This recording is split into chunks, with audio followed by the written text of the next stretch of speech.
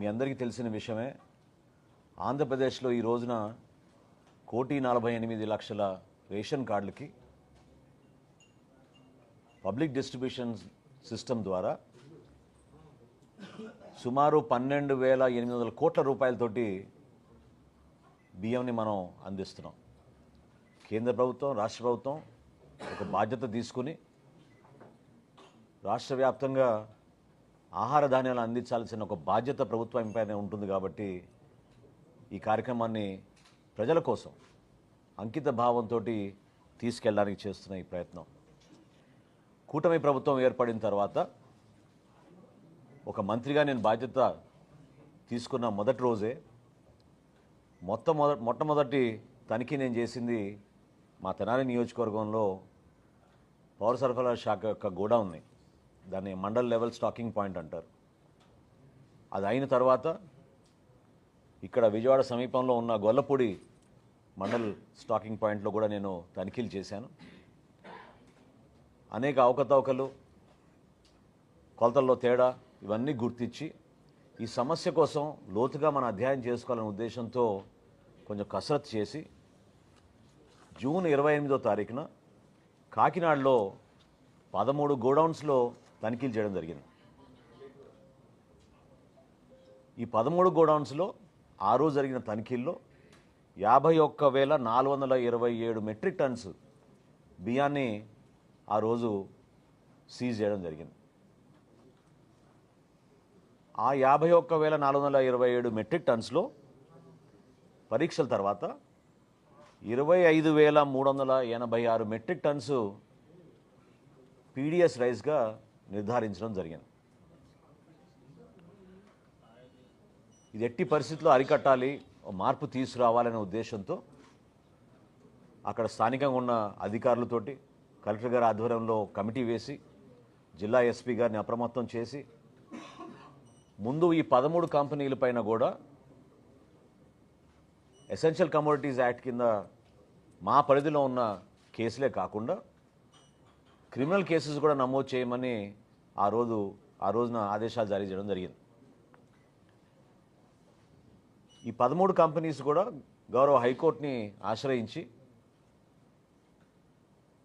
బియ్యం రిలీజ్ చేయమని కోరగా గౌరవ హైకోర్టు గారి ఆదేశాల మేరకు నాన్ పీడిఎస్ రైస్ని ముందు రిలీజ్ చేసి ఏదైతే పీడిఎస్ రైస్ ఉందో దానికి ఎట్టి పరిస్థితుల్లో కూడా బ్యాంక్ గ్యారంటీ ₹43.30 పర్ కిలో చొప్పున కట్టించుకుని 84 కోట్ల రూపాయల బ్యాంక్ గ్యారంటీ తీసుకున్న తర్వాత ఆ రైస్ కూడా రిలీజ్ చేయడం జరిగింది.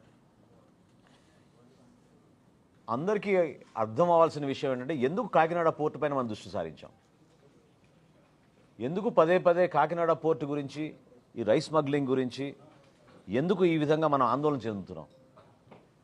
ఎందుకంటే మీడియా మిత్రులు కూడా మీ అందరికీ తెలుసు, స్థానికంగా ఉన్న కాకినాడలో కూడా చాలామందికి తెలుసు, 5 సంవత్సరాల్లో ఎవరిని కూడా లోపలికి ప్రవేశించలేదు, అనుమతించలేదు, అసలు అవకాశమే లేదు. లోపల ఎటువంటి కార్యక్రమాలు జరుగుతున్నాయి, ఎటువంటి బోట్లు వస్తున్నాయి, ఎవరు అక్కడ అధికారులు ఉన్నారు, ఏ విధంగా ఈ కార్యక్రమాలు జరుగుతున్నాయి దానిపైన కనీసం ఒక్క మీడియా మిత్రులను కూడా లోపలికి ఆహ్వానించలేదు, అనుమతి ఇవ్వలేదు. అంటే ప్రభుత్వం ఆస్తి, మన వనరుల్లో భాగం, రాష్ట్ర ప్రభుత్వం ప్రతిష్టాత్మకంగా ఆ రోజు కాకినాడ పోర్టుని 1999 నుంచి ప్రైవేటీకరణ అంశంలో ముందు తీసుకెళ్తున్న తరుణంలో వీళ్ళు పక్కడబందీగా వ్యూహం మేరకు ఎవరిని రానియకుండా ఒక పెద్ద కాన్స్పిరసీ చేశారు. దాన్ని ఈరోజు నేను మీకు వివరిస్తాను. ఎందుకంటే ఎందుకు కాకినాడ పోర్ట్ అని పదే పదే చాలామంది దాని గురించి ఆందోళన చెందుతూ ఆలోచిస్తున్నారు. రాష్ట్రంలో 29,000 ఫేర్ ప్రైస్ షాపులు ఉండగా ఈ బియ్యం సరఫరా చేయడానికి వైఎస్ఆర్సీపీ ప్రభుత్వం జగన్మోహన్ రెడ్డి గారు ముఖ్యమంత్రి అయిన తర్వాత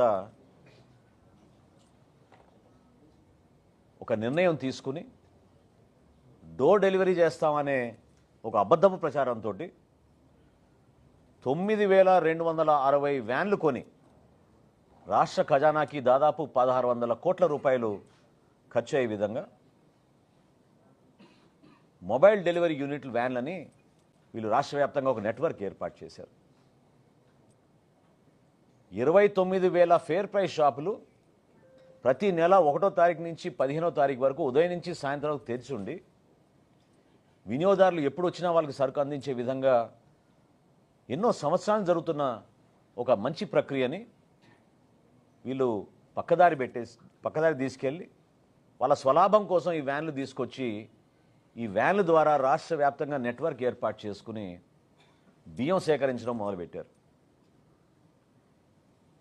ప్రభుత్వానికి 43 రూపాయల 40 పైసలు ప్రతి కిలో ఖర్చు అయ్యే ఈ బియ్యాన్ని క్షేత్రస్థాయిలో వీళ్ళు 10 రూపాయలకే తీసుకుని వెళ్ళిపోవడం, చాలా చోట్ల మీరు సరైన సమయానికి రాలేదు, వ్యాన్ వెళ్ళిపోయింది కాబట్టి మీకు సరుకు ఇవ్వమని చెప్పడం, చివరికి ఎంఎల్ఎస్ పాయింట్ల దగ్గర నుంచి కూడా గోతాలు తీసుకుపోయే సందర్భాలు ఎన్నో ఉన్నాయి. అది చాలా స్పష్టంగా మనకి ఆధారాలు కూడా దొరికినాయి. ఈ విధంగా వీళ్ళు పక్కడబందీగా ఒక గ్రీన్ ఛానల్ ఏర్పాటు చేసుకుని చిత్తూరు నుంచి శ్రీకాకుళం నుంచి నేషనల్ హైవే మీద నేరుగా కాకినాడకి ఎక్కువ శాతం ఈ బియ్యం తరలించే విధంగా ఒక పక్కడబందీ కాన్స్పిరసీ చేసి వీళ్ళు చేశారు. ఆంధ్రప్రదేశ్ తీరంలో ఏ పోర్టుకి లేని విధంగా కాకినాడ పోర్టులో రైస్ ఎగుమతి జరిగింది. ప్రత్యేకంగా వీళ్ళు ఎప్పుడైతే మెడ మీద కత్తి పెట్టి కాకినాడ సీపోర్ట్స్ లిమిటెడ్ దగ్గర నుంచి వీళ్ళు పోర్టు లాగేసుకుని ఆరోబిందోకు అప్పచెప్పారో ఆ రోజు నుంచి మీరు చూస్తే లెక్కలు ప్రతి ఒక్కరు కూడా ఆశ్చర్యం కలిగిస్తాయి. 3 ఆర్థిక సంవత్సరాల్లో, నేను 5 సంవత్సరాలు కూడా చెప్పడం లేదు, కేవలం గత 3 ఆర్థిక సంవత్సరాలు చెప్తున్నాను. గత 3 ఆర్థిక సంవత్సరాల్లో మన రాష్ట్రంలో గంగారాం పోర్టులో బియ్యం ఎగుమతి 2,20,289 మెట్రిక్ టన్నులు. కృష్ణపట్నం అధునాతమైంది, చాలా పెద్ద పోర్టు, ఇక్కడ 23,51,218.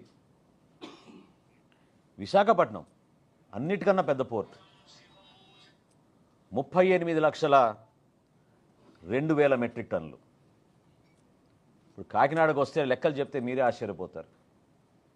కాకినాడ పోర్టులో వీళ్ళు దుర్మార్గంగా ఈ 3 సంవత్సరాల నుంచి చేసింది 1,31,18,346 మెట్రిక్ టన్నులు. దీని విలువ ఒక్క కాకినాడదే చెప్తున్నాను, కాకినాడలో రైస్ ఎగుమతి విలువ ఈ 3 సంవత్సరాల్లో 48,537 కోట్ల రూపాయలు. అంటే ఏ స్థాయికి చేరారో చూడండి మీరు. 48,537 కోట్ల రూపాయలు వీళ్ళు అక్కడి నుంచి బియ్యం ఎగుమతి చేశారు కాకినాడ పోర్ట్ నుంచి. ఏ రోజైనా